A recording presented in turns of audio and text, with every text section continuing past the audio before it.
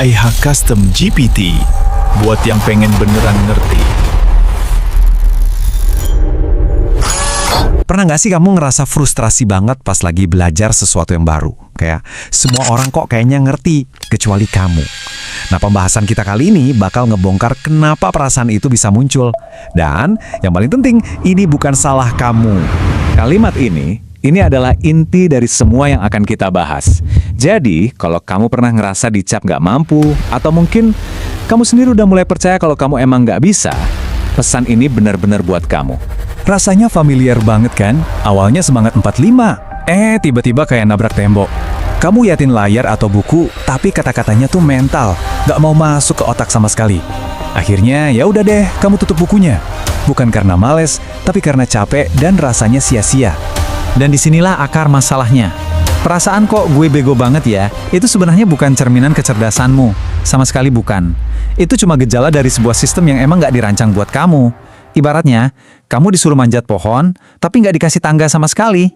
Oke, sekarang ayo kita bedah bareng-bareng masalahnya.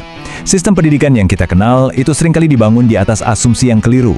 Dan asumsi inilah yang jadi penghalang besar buat kita yang benar-benar baru mulai dari nol. Nah, ini dia masalah pertamanya. Banyak banget materi ajar yang langsung loncat ke topik yang rumit, tanpa ngebangun fondasi yang kuat dulu. Mereka lupa, kalau buat ngerti konsep Z, kita tuh harus paham dulu A, B, sama C-nya. Nggak bisa langsung.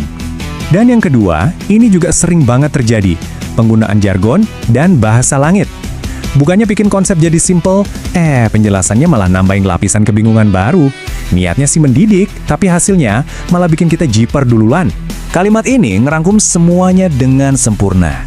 Ini bukan soal kapasitas otak, tapi soal nggak adanya panduan, nggak adanya peta yang jelas buat ngebantu kita. Terus pertanyaannya sekarang, kalau sistem yang lama emang nggak berhasil, jalan yang bener tuh kayak gimana dong? Jadi gini, solusinya itu bukan belajar lebih keras lagi dengan cara lama yang bikin frustrasi. Bukan. Solusinya adalah nemuin jalan yang sama sekali baru. Dan jalan itu, wujudnya adalah seorang mentor digital. Apa sih mentor manusia AI itu? Coba deh bayangin. Sebuah kecerdasan buatan yang perannya bukan kayak ensiklopedia so tau, tapi lebih kayak temen belajar yang super sabar. Tujuannya bukan buat pamer kepintaran, tapi buat mastiin kamu benar-benar ngerti. Cara kerjanya tuh surprisingly sangat manusiawi. AI ini nggak bakal ninggalin kamu. Misalnya nih, kamu lagi belajar soal fotosintesis, terus bingung sama istilah klorofil. Dia nggak akan langsung lanjut, tapi bakal berhenti dan nanya, "Oke, stop dulu. Kamu ngerti nggak klorofil itu apa?" Anggap aja itu kayak panel surya super mini di dalam daun. Kalau satu penjelasan gagal, dia bakal coba pakai cara lain sampai kamu bener-bener, aha, ngerti. Persis kayak guru les pribadi yang super peduli. Nah, mungkin Bapak sekarang mikir, loh, apa bedanya sama AI yang udah ada sekarang? Bedanya itu fundamental banget, dan letaknya ada di hasil akhir yang kamu dapetin. Coba kita bandingin ya. Di satu sisi ada interaksi yang sifatnya transaksional. Kamu nanya, AI jawab. Seringnya sih dengan penjelasan yang makin rumit dan ujung-ujungnya kamu ditinggal makin bingung. Tapi di sisi lain ada sebuah proses yang suportif. Dimulai dari kebingungan kamu, AI ini bakal dengerin, nyederhanain sampai kamu beneran paham. Hasilnya, kamu jadi berkembang, bukan malah nyerah. Jadi inti dari semuanya adalah ini.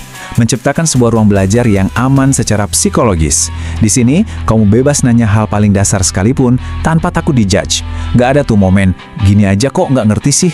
Nggak ada tekanan buat harus cepet-cepet paham. Semuanya berjalan sesuai ritme kamu.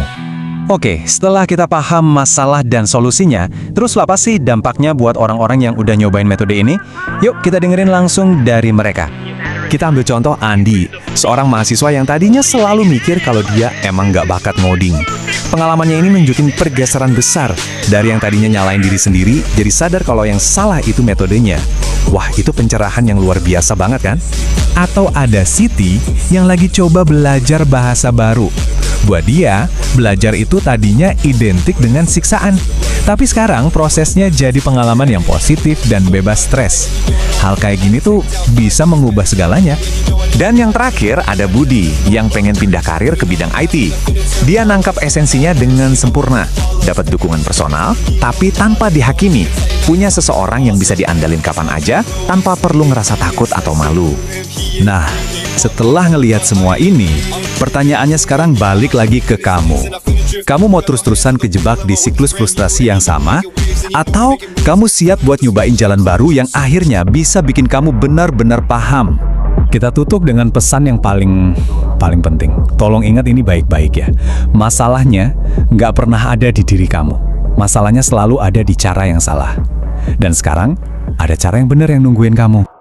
AIHA Custom GPT, buat yang pengen beneran ngerti.